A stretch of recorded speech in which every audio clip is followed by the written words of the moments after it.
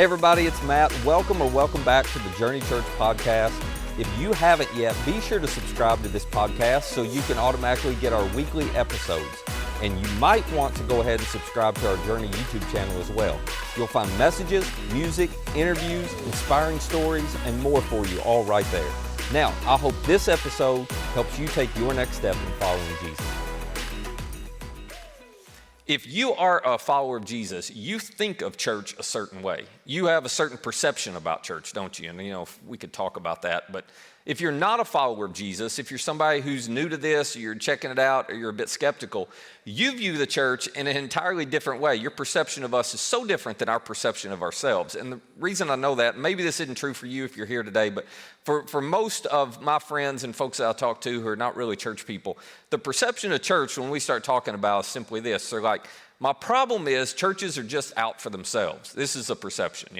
Churches are just looking out for themselves. They're going to take care of themselves first. They want what they want. It's a bit of an insider focused thing. And the last few years, I won't spend time going into this, but the last few years certainly reinforced that perception as we went through a lot of things and they watched how churches responded and reacted to what was going on in our community and going on in our nation. And so if you're one of those people and that's your perception, I totally understand. I wouldn't argue that you're wrong about that necessarily in general, but here's what I would tell you. I wish that I could take everybody back where you could see and experience the church in the first 300 years that the church existed. Because that kind of church and that kind of experience was entirely different. I'm going to give you one example this morning. I want to take you back to AD 260, okay? AD 260. So, I don't expect you to know your history, so let me just remind you what was happening then. In AD 260, the second great pandemic, they didn't know this, but it was getting near wrapping up. But they'd been in this pandemic for a little while, and over the last several years of this pandemic, there had been some significant loss of life all throughout the Roman Empire. There had been a food shortage, which had created a ton of problems, and then it had severely weakened the Roman army. So the second great pandemic had basically brought the Roman Empire to its knees. And there was question around, is this empire going to even survive? It was that devastating during that period of time. As a matter of fact, we have a first-person account of what was going on and the way that this pandemic, because they didn't know what caused it, and they still don't know exactly what caused it, this pandemic had a way of ripping apart the very fabric of that culture and of the relationships that existed in that culture. This first-person account alludes to this. Here's what this person wrote.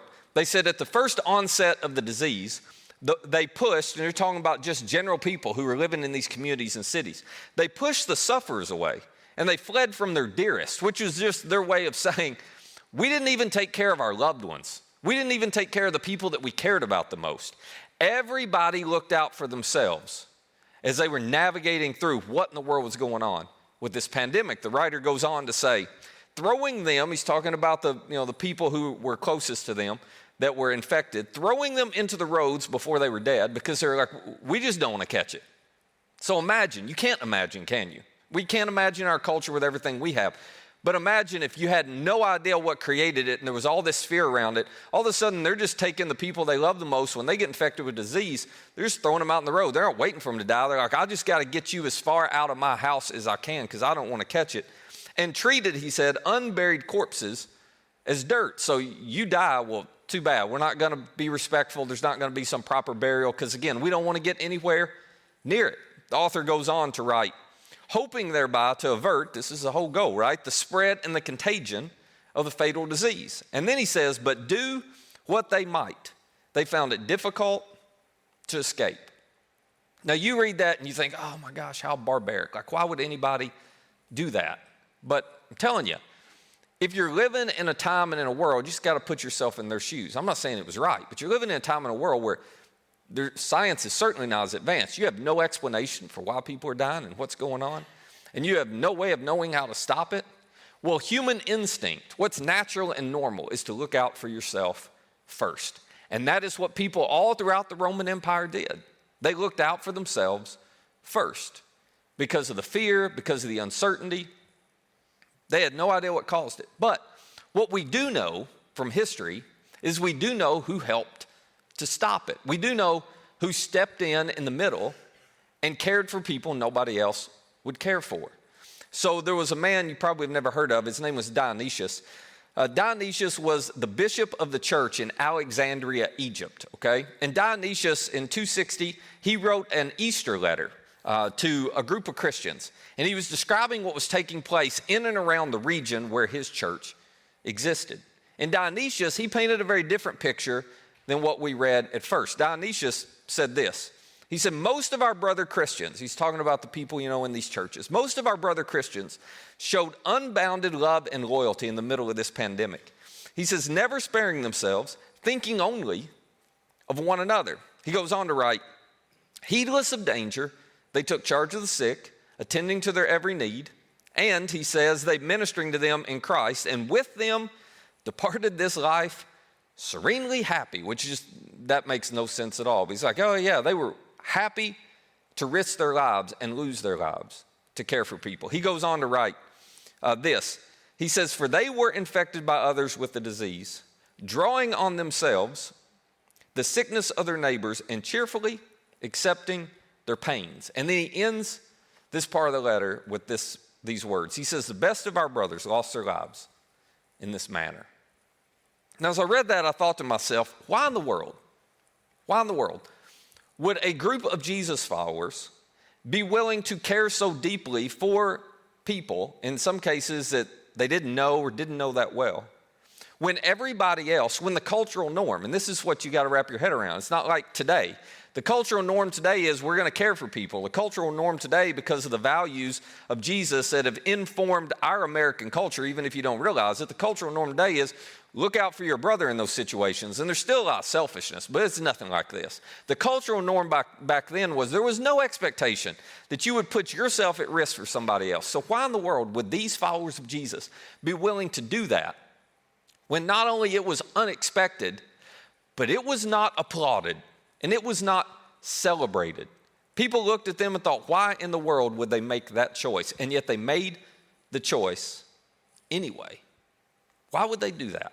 That's what I want to talk about for a few minutes this morning. We're in week 3, if you haven't been with us, of our series, This is the Way. And the title comes from a term that people used to describe followers of Jesus in the first century. They were known as followers of the way because what they were primarily known for and the thing that they centered their lives around was not a religious belief system, which is a bit different than today. It's not a religious belief system. They centered their lives around the resurrection of Jesus and the way of life he introduced to the world. And so there were some core behaviors that they had that were distinguishing characteristics, if you will. They were unique marks that nobody else in that culture exhibited, that nobody else in that culture lived by, that nobody else in that culture seemed to value at all. And yet, these followers of Jesus did that. We talked about the first one last week. These followers of the way, they prioritized people far from God. It was so unusual, but they would, in their little churches, say, no, we're going to do what's best for people who don't have a relationship with God, not what's best for us. Today, I want to introduce the second core behavior to you. It's simply this: followers of the way live for their community.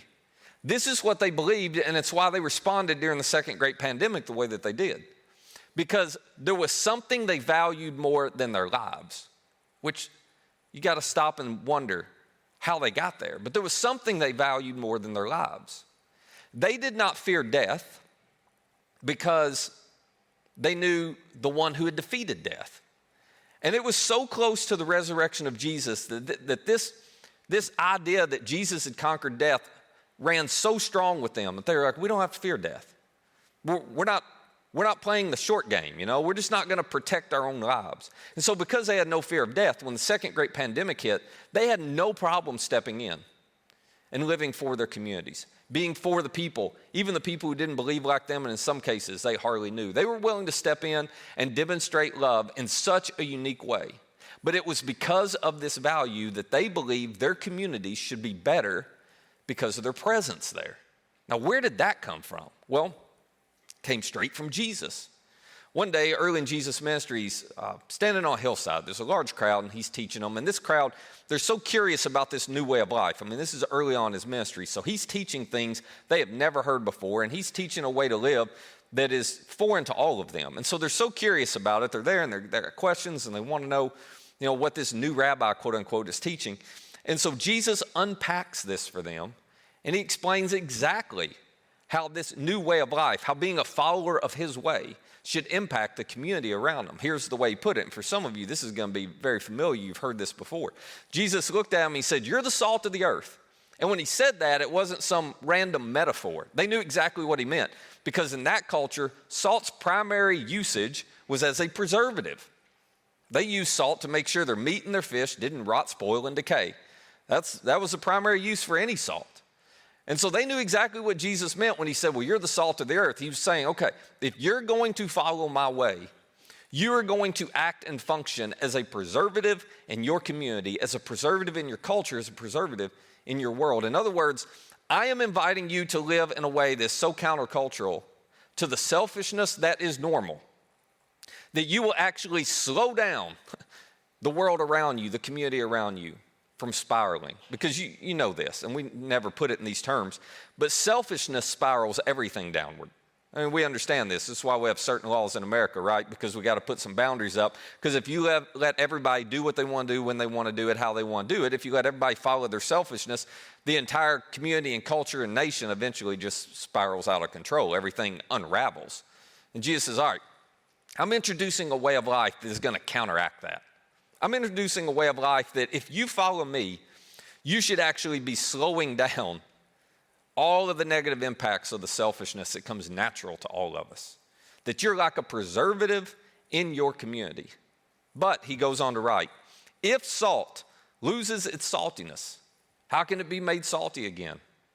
He's going to, if you lose the things that make you unique, if you lose these distinguishing characteristics and behaviors, if you lose my way and you begin to live like everyone else, well then you've lost the way. And you no longer have any impact on the culture. As a matter of fact, if you just live like everybody else and look like everybody else, I don't know how you earn the trust back. This was Jesus' point. I don't know how you make any significant difference. He says it's no longer, if salt loses saltiness, it's no longer good for anything except to be thrown out and to be trampled by men. It's just his way of saying, if you claim to follow me but you don't live like me, then your beliefs in me are actually no good for anybody. Now you know this intuitively, but as Christians, we've lost this over the years. We have made beliefs the center of everything, and I'm not saying beliefs aren't important, but you can believe all the right things, and that really doesn't help anybody. Beliefs don't care for the sick. Beliefs don't feed the hungry. Beliefs don't deliver grace when somebody needs it. Beliefs don't offer forgiveness when somebody least expects it. Beliefs don't demonstrate compassion. No, generosity does that. Selflessness does that. Love does that. Actions do that. But beliefs don't do any good. And this was Jesus' point. He's going, all right, if you just keep believing things about me, but you lose my way and you no longer live like me, then you've completely lost the impact you can have in your community. And then he offers a second metaphor. He says, you are the light of the world. So the implication is, well, you're living in a world that's dark. And by dark, he just meant this. You're living in a world where there are people who are trying to find purpose, and they can't find it. You're living in a world where people need compassion and grace and forgiveness and mercy, and they don't see it. You're living in a world where people are trying to figure things out and find some sense of significance and meaning, and they can't find it because it's dark, because the world is dark. The darkness is hiding. The darkness is covering up the very thing they're trying to find. That's no different than today, is it? I mean, it's people all throughout our communities are this way. And if you follow Jesus for a while, then you forget this. If you follow Jesus for a while, you get to the point where you assume, well, yeah, everybody understands and everybody knows and everybody's life is pretty much like mine. And you forget, no. There are people who desperately are trying to find hope. And they can't see hope anywhere because there's nobody showing hope to them. They're in darkness. They're desperately trying to make sense of how to raise their family and deal with those struggles and navigate through this problem, and they don't know where to go because it's dark. This is Jesus' point. He's going, all right, if you don't show the way, if you don't shine, if you don't let people see it, if you're not light in the middle of it, how are they ever going to see it? You may have it, but if you don't let them see it, it does no good to anybody. As a matter of fact, he uses another bit of a metaphor, which is a first century cultural thing. He said a city set on a hill cannot be hidden. Because obviously back then they didn't have street lights, right? So if you're traveling at night, you're traveling under the light of the stars and the moon. And An overcast night or a cloudy night, that's extremely difficult. So one of the things they would do is they would build certain cities up on the top of hills, and they would build them out of white limestone so that even in the middle of the night you could see it. It was like almost like a lighthouse. It was a beacon. It was a marker. And you can go, okay, I see that. I know which direction I'm going. This is what Jesus is alluding to. He's saying, all right, if you're going to follow me, here's what I want you to understand. You have been strategically placed where you are for a purpose. Now, I know it often doesn't feel like we are where we are for a reason. We are where we are, we feel like, because, well, this happened or that happened, or, I didn't understand. Jesus going, no. You're not where you are by accident. You are where you are for a reason. Jesus' point is, I am strategically placing you. People who understand what the hope and the grace and the love of God looks like, I'm strategically placing you like a city on a hill as a light for people to see. I'm strategically placing you where you are, at your workplace, at your school, in your neighborhood, on and on. Because there are people in those environments who don't know. They need to see the light. Who don't know. They need to experience God's love through you. This was his point. I'm putting you where you are for a reason. Because they desperately need it. But if you don't shine your light, then how in the world are they ever going to see it? He goes on to say, neither do people light a lamp and put it under a bowl. In other words, once you experience the light, why in the world would you go back to living like everybody else lives and, in essence, cover your light up? Why in the world would you just go back to doing what everybody else did and, pile so much of selfishness on top of your light that nobody could see it? Nobody would do that. Doesn't make any sense. Instead, he says they put it on stand. It gives light to everyone in the house. And then he makes this statement. He says, in the same way, let your light shine before men, that they may see not your beliefs, not your church attendance, no. They may see your good deeds and praise your Father in heaven.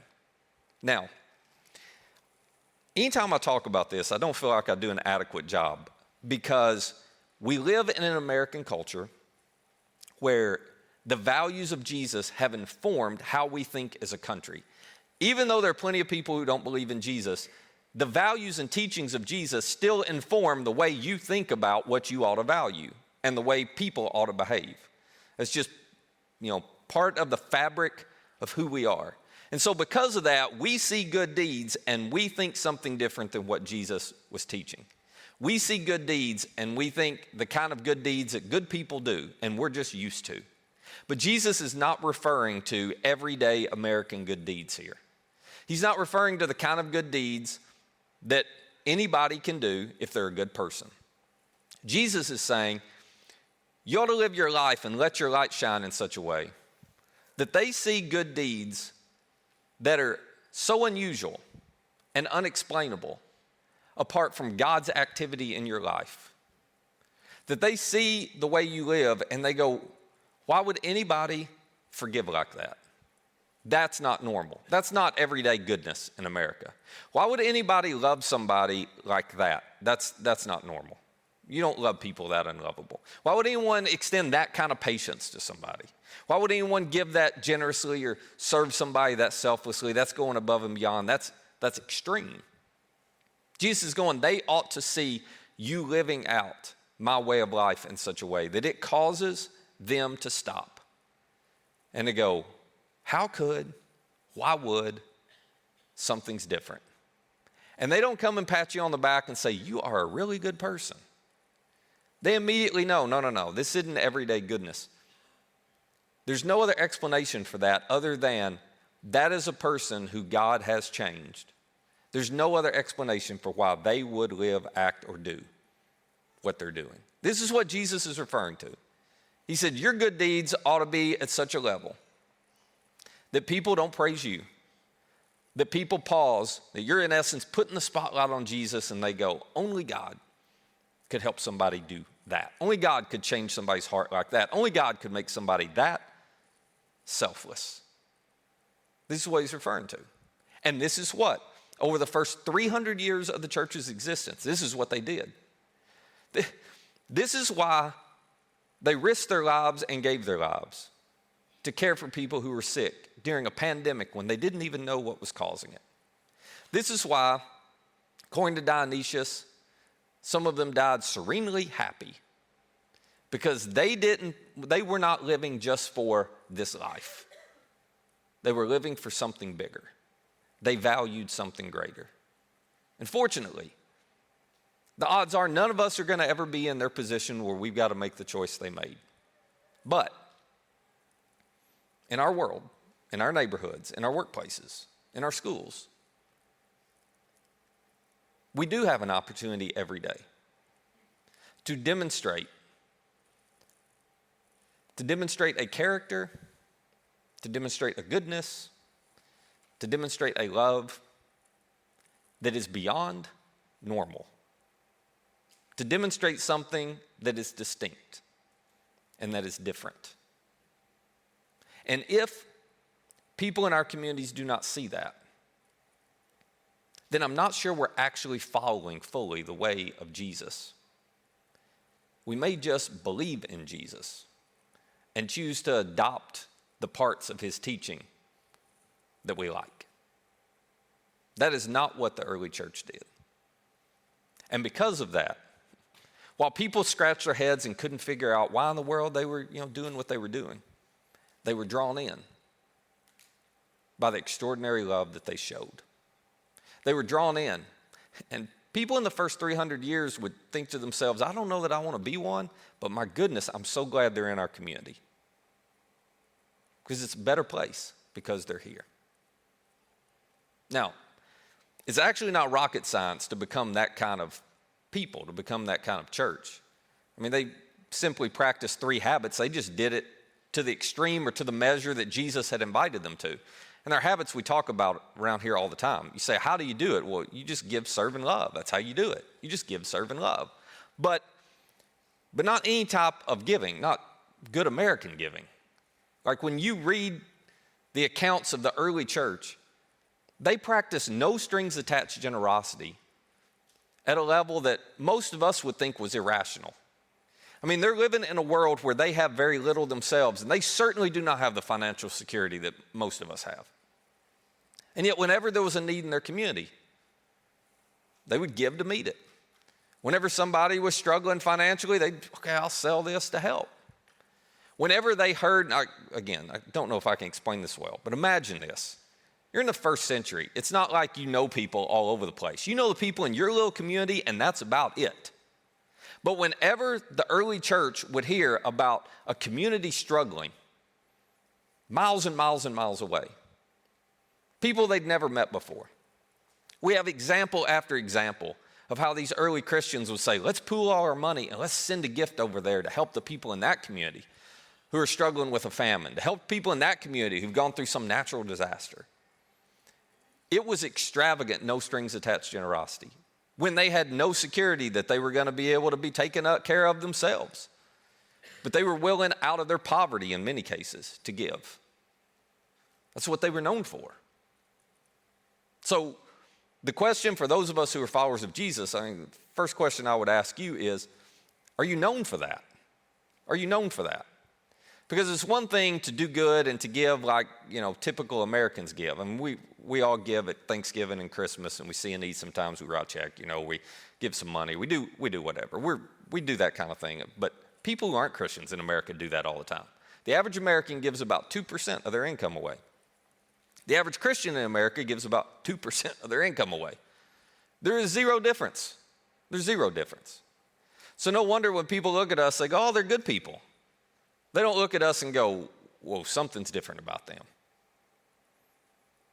So if you're going to be a follower of the way who lives for their community, you have to figure out how to care for the people in your community. And one of the ways it gets people's attention more than anything is no strings attached generosity, because you just don't see it anymore.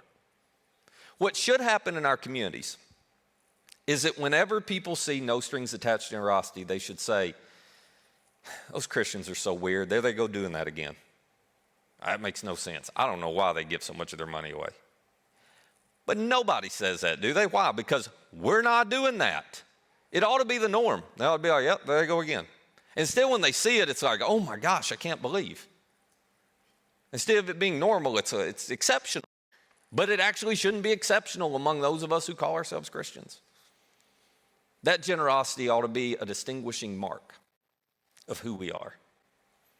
And if we find ourselves in a situation where our generosity never forces us to say no to our wants and not yet to our goals, we're not anywhere close. We're just doing what the average person does. These early followers of Jesus, their generosity was extraordinary. They gave, they served. They served so selflessly. There's a tendency on our part, let's be honest, there's a tendency on all of our part to care about serving and to want to help people because, again, it's just expected and it's celebrated in our culture. But to serve to the point that it impacts our schedule, to serve to the point that it costs us something, to serve to the point that I'm putting you before me and I'm costing myself something I need or want to do in order to make time for you, that doesn't happen very often. We have a tendency, as a matter of fact, the more difficult life gets for us, the more we pull back and focus on ourselves. I've watched this for 18 years, and this is not a criticism, it is human nature. But it's actually the worst thing you can do for yourself. Because whenever life gets difficult, one of the ways that you find joy and direction in the middle of that is you continue to focus outward. And the more you focus inward, the more difficult the season becomes. Same season, but you're just focused more on all the pain and all the problems. And yet that's what we do, isn't it? The more difficult season, I don't have time to help. No, I got to focus on me. That is not what these early followers of Jesus did. Example after example, you read the history for yourself. The more difficult it became for them, the more they would reach out and serve someone else right in the middle of their challenge. They gave, they served, and they loved. The level of compassion, the level of patience, the level of grace, the amount of forgiveness that they demonstrated towards people, it was irrational. It was remarkable. It caught everybody off guard. Because again, they weren't demonstrating that towards people it was easy to demonstrate it towards. They were demonstrating it literally to their enemies, to the occupying forces in their cities and in their communities. But because they chose to give and serve and love the way Jesus had modeled, the way he had demonstrated, people in their communities began to lean in and not lean away. And they began to consider the way of Jesus as a different and maybe better way to live. If you wonder how this movement went from just a handful of people in Jerusalem to hundreds of thousands of people just a few hundred years later, this is why. This is why. And so my question to you, if you're a follower of Jesus, is this what you're known for? If somebody were describing you, would they say, oh my gosh, yeah, the way they give, the way they serve, the way they love, I don't understand it. I can't wrap my head around it, but it's just extraordinary. Is this what you're known for? Or when somebody looks at you, would they go, yeah, that's a good person, a real good person. But they don't see much of a difference between you and them. Listen, if you're a Christian and you want deep, that is deep. Now, none of y'all have done this, so I'm not picking on y'all, but over the years, I've had a bunch of people come up to me and say, I need something deeper, which was their nice way of saying, your sermons suck, and I need to, that's what they were saying. And so I'll just tell them, I understand that. It's all good. But deep is not learning more. Deep is not more knowledge. You know what deep is? Deep is giving and serving and loving in such a way that you're in over your head. It's giving and serving and loving the way Jesus would, which is so far beyond what's comfortable for you that you're like, oh my gosh, if God doesn't show up and help us, I think we're going to drown. That's what deep is. You want to get in over your head, you get in over your head actually doing what Jesus taught to do, not learning more about what he taught. Just learning more. The Apostle Paul said this. He said, it puffs you up, it makes you arrogant, and it builds your ego. He said, knowledge puffs up. Love, well, it builds up. Love changes people. Love changes things. You want deep? You want to see your relationship with God go to a different level? Stop doing what's easy for you to do. Stop doing what's normal. Stop doing what good people do and try to do what Jesus would do if he were in your shoes. Try to give at that level, serve at that level, love at that level. You'll realize real quick, You got to run towards God, not away from him, or you will never make it. Now, one last thing and I'll wrap up. Here's why I wanted to talk about this today. Because some of you are probably thinking, hey, Matt, maybe you've forgotten, but we have this whole 4 thing at church, and that's what we're known for in our community. I think we do a pretty good job. You do a pretty good job. You do a pretty good job. And if that 4 thing ever became a slogan and not something we were actually doing, don't worry. I would call us all out on that in a hurry. But let me tell you something. What you don't understand is the potential you have to impact the lives of people, to be salt and light in this community, way more than you're being right now. And that's not a criticism. I'm just telling you, you don't see the potential you can have. You don't see the lives that could be impacted. Because you're living in your world and you got your lives and your jobs, and that's all fine. It's my job to sit and to think about this kind of stuff, okay? It's my job to have conversations with people who are absolutely hopeless and they're not sure there's any hope for their situation. But I'm having conversations with those people. And I know how many of you are friends with them. And I'm sitting there going, how come those people who feel like it's hopeless don't see more hope, love, joy, and generosity with their friends who come to our church? It's not that you're doing anything bad. You just don't see how extraordinary it could be. You don't see what rides on this. You don't see how important it is. And I do not have time to talk about this. But you don't see the potential you have to have an impact in other communities and in places all around the world. Churches who've heard what you're doing and the impact you're making, who are showing up here. We had one here last Sunday, wanting to see what you were doing and how you were doing it. Ask us all kinds of questions about the stuff you do in the community. Churches that are calling us and wanting to know and hear. I'm on Zoom calls with people in places all over because of the impact you're making. But listen. Our success is not measured by how many people are calling us, going, tell us how you do that. And our success is not measured by how many people are sitting in a room on a Sunday listening to me with a sermon that sucks. There didn't need to be chuckles at that point, guys. That was the wrong timing. That's when everybody was supposed to go, no. Anyway, I'm just kidding. Listen, our focus isn't on how many people are sitting in a row here. Our focus is on how many people are out there who still aren't here. And they're not anywhere on Sunday morning. And they don't have a lot of hope. And things look good on the outside, but behind the scenes, it's a mess. And you want to impact them? You can't just be a good American. You can't even be a good Christian. Because quite honestly, they're really good people too. There's not a lot of difference between the two.